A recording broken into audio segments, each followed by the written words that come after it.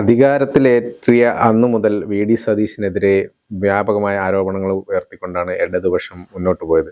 അപ്പോൾ അതിൽ ഓരോന്നും ഓരോ ദിവസവും ആരോപിക്കുമെങ്കിലും 2 ദിവസം കൊടുത്തിനുള്ളിൽ വി ഡി സതീശന് മറുപടി നൽകിയിട്ട് അതോടുകൂടി അങ്ങ് ഒതുങ്ങിപ്പോകുന്നതാണ് കണ്ടത്. പക്ഷേ അങ്ങനെ കുറേ കാര്യങ്ങൾ ആരോപിക്കാൻ തുടങ്ങി. പല കാര്യങ്ങൾ, വിഴിഞ്ഞമാണെങ്കിലും മദ്യത്തിന്റെ വീര്യം കുറഞ്ഞ മദ്യം വരുത്താനാണെങ്കിലും, പിന്നെ KSUയുടെ ഇഷ്യൂ ആണെങ്കിലും, PM ശ്രീ ആണെങ്കിലും, അങ്ങനെ പല സംഭവങ്ങൾ ഓരോന്നോരോന്നായിട്ട് കൊണ്ടുവന്നു. പിന്നെ അതിനുശേഷം ആണ് ഒരു MDMA, അതായത് വി ഡി സതീശൻ വീട്ടിൽ പോയി അയാളുടെ വീട്ടിൽ പോയിട്ടിരുന്നു, വി ഡി സതീശന്റെ ഓഫീസിൽ ലഹരി എന്താണ് മാഫിയ പിടിപുറക്കുന്നു, അങ്ങനെയുള്ള സംഭവങ്ങളൊക്കെയാണ് പിന്നെ ഏറ്റവും അവസാനം കിട്ടിയൊരു സംഭവം. അപ്പൊ അതിങ്ങനെ പിടിച്ച് നിൽക്കുകയാണ് ഇപ്പം ഇടതുപക്ഷം. കാരണം എന്താ വെച്ചാൽ വി ഡി സതീശനെ ഏറ്റവും തളർത്താൻ പറ്റിയ ഒരു ആയുധമാക്കുകയാണ് ഈ ഒരു ആരോപണം കൊണ്ടും വരുന്നത്. അത് ആദ്യം കുറച്ച് ദിവസമായിട്ട് 2-3 ദിവസമായിട്ട് ഇങ്ങനെ ഓരോന്ന് പറഞ്ഞു. അതിനുള്ള മറുപടി വി ഡി സതീശൻ നൽകി. വി ഡി സതീശൻ അറിയുന്ന ആൾ തന്നെയാണ്, ഞാൻ അവിടെ പോയിട്ടുണ്ട്, വീട്ടിൽ പോയിട്ടുണ്ട്, എല്ലാ കാര്യങ്ങളും വി ഡി സതീശൻ പറഞ്ഞു. പക്ഷേ അതിൽ ചില തെറ്റുകളുണ്ട് എന്നാണ് ഇവർ ആരോപിക്കുന്നത്. കാരണം വി ഡി സതീശൻ പറഞ്ഞ കാര്യം എന്താണെന്ന് വെച്ചാൽ നവകേരള സദസ്സിന് അടിത് കെട്ടിയിട്ട് അതിനുശേഷമാണ് ഈ പ്രതിയായ മുഹമ്മദ് ഹുസൈനെ കാണാൻ പോയത് എന്ന് പറഞ്ഞു.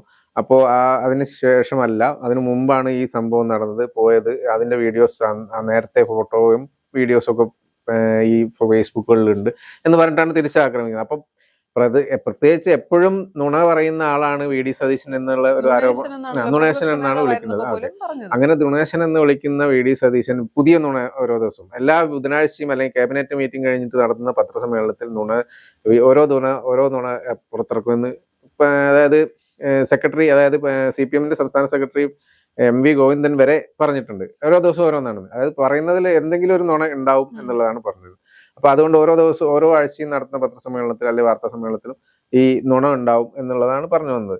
അപ്പൊ അങ്ങനെ ഇപ്പൊ പറഞ്ഞതും നുണയാണെന്നുള്ള രീതിയിലാണ് വരുത്തി തീർക്കുന്നത്. അപ്പൊ അതിനുള്ള മറുപടി വി ഡി സതീശൻ കൊടുത്തിട്ടില്ല. അതെന്തായാലും അടുത്ത ദിവസമായിട്ട് വരുമായിരിക്കും.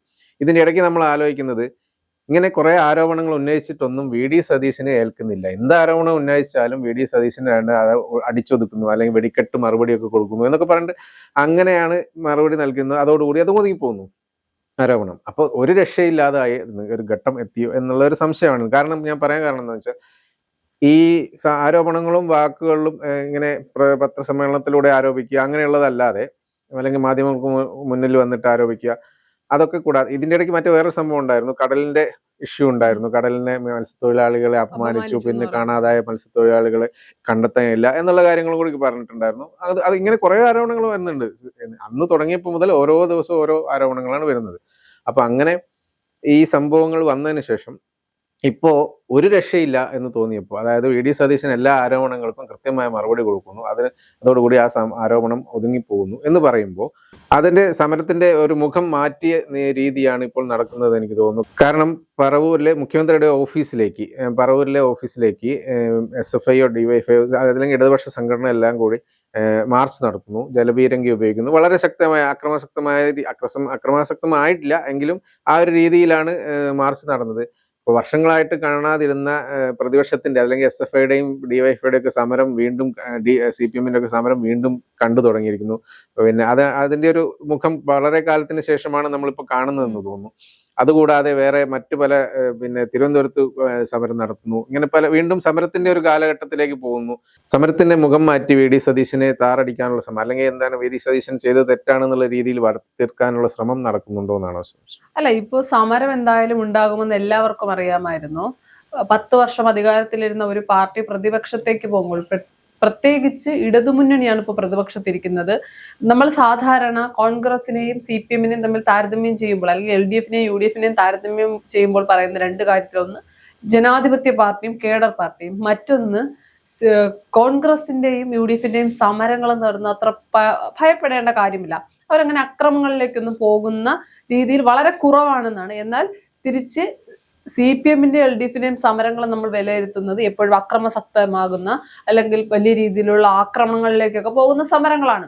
അത് തന്നെയാണ് നമ്മൾ ഇനി കാണാൻ പോകുന്നത്. ഇനിയുള്ള 5 വർഷവും തെരുവിലുണ്ടാകുമെന്ന് അന്ന് പ്രതിപക്ഷത്തായപ്പോൾ, അല്ലെങ്കിൽ ഇടതുമുന്നണി പരാജയപ്പെടുമ്പോൾ തന്നെ നമുക്കറിയാമായിരുന്നു ഇനിയുള്ള 5 വർഷം സമരങ്ങളുടെ കാലമാണ്. അവർ സമരവുമായി, പല രീതിയിലുള്ള സമരവുമായി തന്നെ മുന്നോട്ട് പോകുന്നുള്ളത്. ചേട്ടൻ ആദ്യം പറഞ്ഞതുപോലെ പല വിഷയങ്ങളിലും അവർ ആരോപണങ്ങൾ ഉന്നയിക്കുന്നു.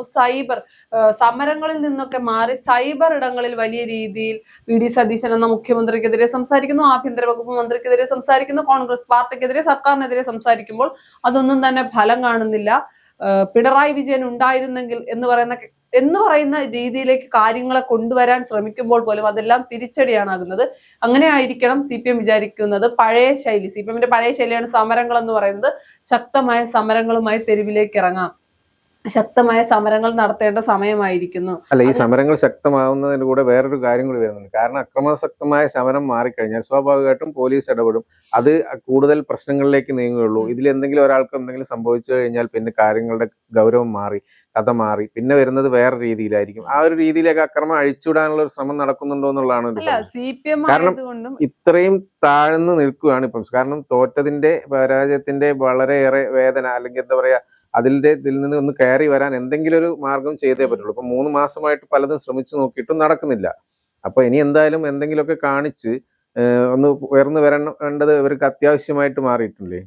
ഉയർന്നു വരേണ്ടത് അത്യാവശ്യമാണ്. അതിന് ഏറ്റവും നല്ല മാർഗം എന്ന് പറയുന്നത് സമരം ചെയ്യുന്നതാണ്.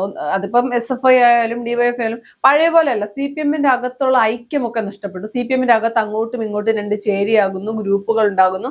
CPMനും CPIക്കും പോലും ഒരുമിച്ച് നിൽക്കാൻ, അല്ലെങ്കിൽ ഒരു മുന്നണിയായി നിൽക്കുമ്പോൾ പോലും വലിയ തൃപ്തിയോടുകൂടിയൊന്നും അല്ല CPMഉം CPI ഒന്നും മുന്നോട്ട് പോകുന്നത്. അപ്പൊ ഈ പ്രശ്നങ്ങളെല്ലാം പരിഹരിക്കപ്പെടുന്നതിനപ്പുറത്തേക്ക് പാർട്ടിക്കകത്തൊരു ഐക്യം ഉണ്ടാകാൻ സമരങ്ങൾ സഹായിക്കുമെന്ന ചിന്താഗതിയിൽ തന്നെയാണ് വീണ വിജയനെ ചോദ്യം ചെയ്യാൻ ED വരുമ്പോൾ അവിടെ സമരവുമായി വലിയ പ്രതിഷേധവുമായി എത്തുന്നത്. അത് ഏത് രീതിക്കാണ് പിന്നീട് വിനയായത്?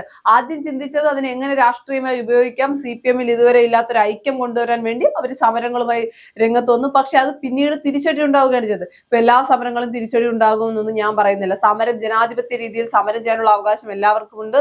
സമരം ചെയ്യട്ടെ. കഴിഞ്ഞ 10 വർഷം തെരുവിൽ യൂത്ത് കോൺഗ്രസ്സുകാരും KSUക്കാരും ഒക്കെ സമരം ചെയ്തവരാണ്. കോൺഗ്രസ്സുകാരും UDF-കാരും സമരം ചെയ്തവരാണ്.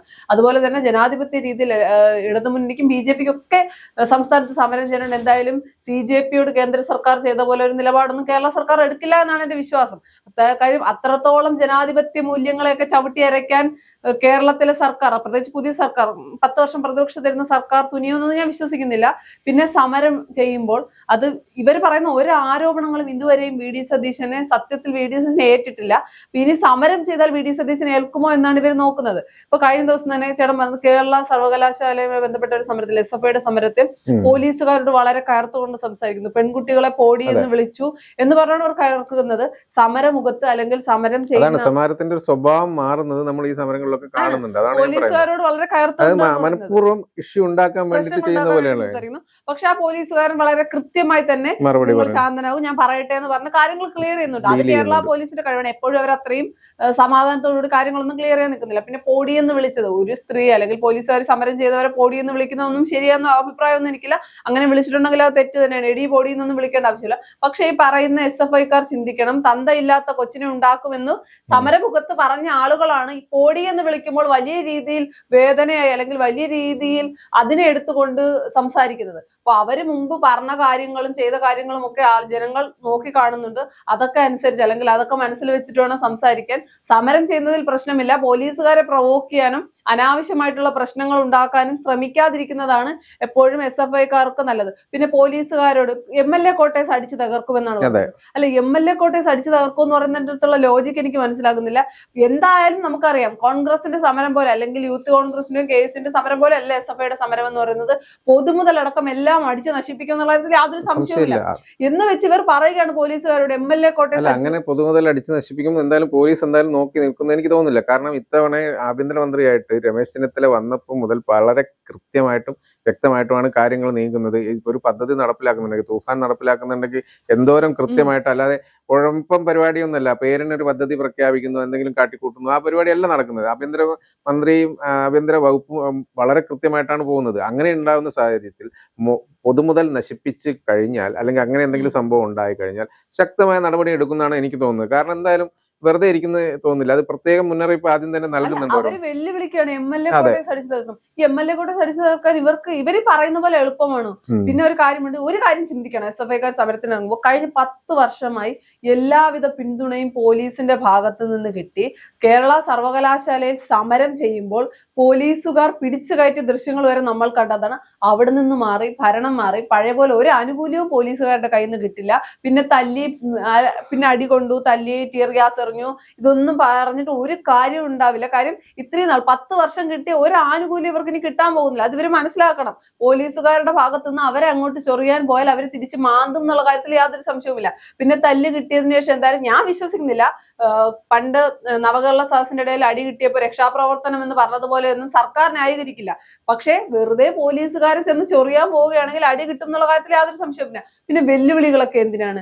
ജനാധിപത്യ രാജ്യമാണ്. ജനാധിപത്യ രീതിയിൽ ആർക്കും സമരം ചെയ്യാം. MLA കോട്ടേഴ്സ് അടിച്ചു തകർക്കും എന്ന് പറയാൻ, അല്ലെങ്കിൽ അത്രത്തോളം വലിയ എന്തെങ്കിലുമൊക്കെ ഒരു വിഷയമുണ്ട്. പെൺകുട്ടിയോട് പോടി എന്ന് പറഞ്ഞു സാർ, അപ്പൊ ഇനി നിങ്ങൾ ഇതുപോലെ സംസാരിക്കുകയാണ് എങ്കിൽ MLA കോട്ടേഴ്സ് അടിച്ചു തകർക്കും എന്ന് പറയുന്ന ആർഷോ ഇപ്പോഴും ഇവരുടെ പാർട്ടിയിൽ തന്നെ ഉള്ളതാണ്. ആർഷോ എന്താണ് പെൺകുട്ടികളോട് കാണിച്ച മാന്യതയെന്നും എന്താണ് സംസാരിച്ചതെന്നും ഒക്കെ അറിയാവുന്നതാണ്. ആർഷോ മാത്രമല്ല, പല ആളുകൾ ഇത്തരത്തിൽ സ്ത്രീകളുമായി സംസാരിച്ചതിലൊക്കെ വിവാദങ്ങൾ നിലനിൽക്കുന്നുണ്ട്, ഇപ്പോഴും നിലനിൽക്കുന്നുണ്ട്. ഇവരാണ് പെൺകുട്ടികൾക്ക് വേണ്ടി സംസാരിക്കുന്നത്. പോടി എന്ന് വിളിച്ചപ്പോൾ വളരെ വലിയ രീതിയിൽ സംസാരിക്കുന്ന ഇവർ ഇതൊക്കെ ഒന്ന് ചിന്തിക്കണം, നല്ലതാണ്. എന്തായാലും CPM-ന് തിരിച്ചു വരാൻ സമരങ്ങൾ ചെയ്തേ പറ്റൂ. സമരമുഖത്ത് സജീവമായേ പറ്റൂ. ഏത് വിധത്തിലും നഷ്ടപ്പെട്ടു പോയ പ്രതിച്ഛായ തിരികെ കൊണ്ടുവരണം. അത് CPM-ന്റെ ആവശ്യമാണ്. അതെ അതെ. ഇതിനകത്ത് ഇപ്പോ ഈ പിന്നെ MDMA ഈ മുഖ്യമന്ത്രിയുടെ അറിയുന്ന ഒരാൾ, അതായത് അല്ലെങ്കിൽ എന്താണ് ഓഫീസിൽ ഉണ്ടായിരുന്നു എന്നൊക്കെ പറയുന്ന ആൾ അറസ്റ്റിലായതിനു ശേഷം പല രീതിയിലാണ് CPM പ്രവർത്തകർ പല ഇതും വന്നിട്ടുണ്ട്.